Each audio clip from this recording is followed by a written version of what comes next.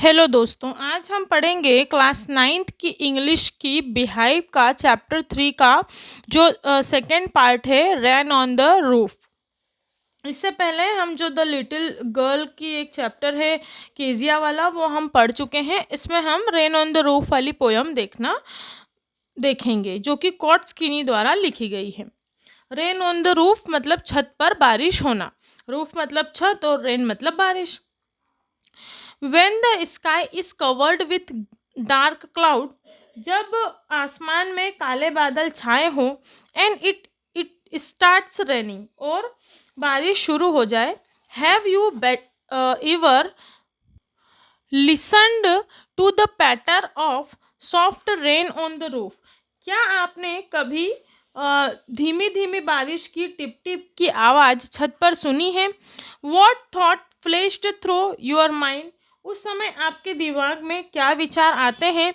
As you hear this melody of nature, जब आप प्रकृति का यह संगीत सुनते हैं, read the poem to find out what the poet dreamed of while listening to the rain.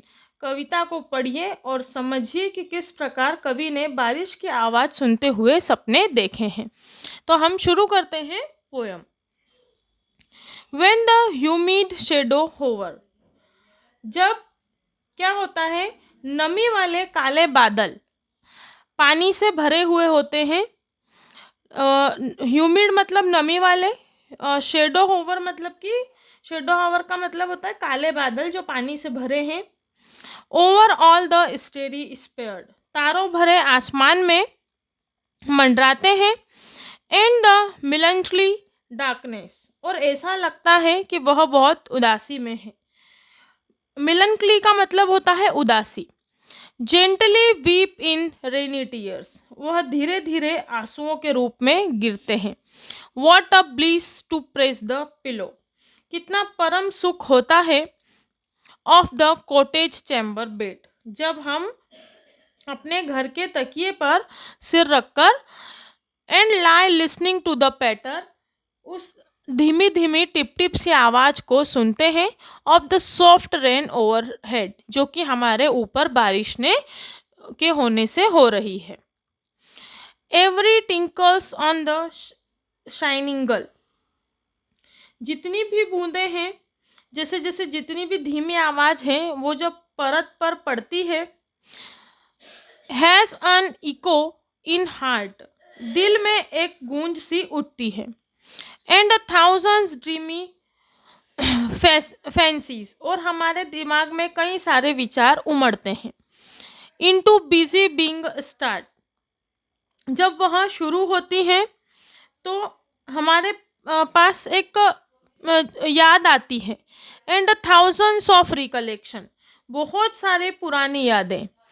Waves their air threads into woof, जब क्या होता है, as I listen to the patter of the rain upon the roof, और वह वैसे ही एक खूबसूरत सी तस्वीर बनाने लगती है। आप देखते होंगे कि जब हम सोते हैं या बारिश होती है तो हमें कुछ चीज़ों की याद आती है। जैसे हम स्कूल जाते थे तब बारिश शुरू होती थी, तो अब भी जब अगर बारिश शुरू होती होगी तो हमें स्कूल की याद आती है, जैसे मुझे आती है। अब आप लोगों को जो भी बारिश का सीन हर एक के माइंड में अलग होता है, तो उस हिसाब से हमें बारिश की याद आती है, जब बारिश की बूंदें हमारे ऊपर गिरती हैं या फिर उसकी आवाज़ जो है वो हम सुनते हैं तब। और इस प्रकार की बारिश की आवाज़ जो है वो हम सुनते हैं। Rain upon the roof, now in memory comes my mother, अब जो कवि है वो उनको उनकी मम्मी की याद आ जाती है।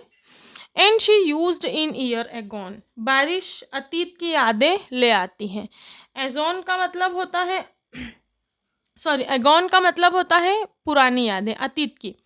To regard the darling dreamers, यह मम्मी की जो स्मृति है उसको लेकर आती है। Ere she left them till the dawn, oh, जब हम जब जो पोएट है उनकी मम्मी जो है उनको बहुत ज़्यादा प्यार करती थी, उस समय की बात है।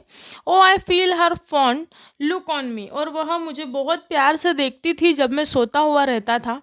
As I to this refrain, कभी महसूस करते हैं कि जब भी बारिश होती है, which is played upon the shingles, माँ उसे देख रही है, और बारिश की आवाज़ जो छत की परत पर गिरती है और टिप टिप की आवाज़ लाती है, by the patter on the rain, उससे उन्हें उनकी मम्मी की याद आती है, और यह जो आवाज़ है वो उन्हें उनके अतीत से जोड़ती है।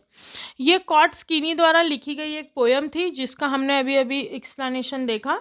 इसके बाद हम सेकेंड पार्ट में इसके जो क्वेश्चन आंसर्स हैं उन पे हम डिस्कस करेंगे। इसी के अलावा पूरी 9th 10th 11th 12th के इंग्लिश की जो बुक्स हैं उनका सारा एक्सप्लेनेशन और एक्सरसाइज वीडियोस मेरे चैनल पर अवेलेबल है, आप जा सकते हैं और देख सकते हैं। Thank you so much.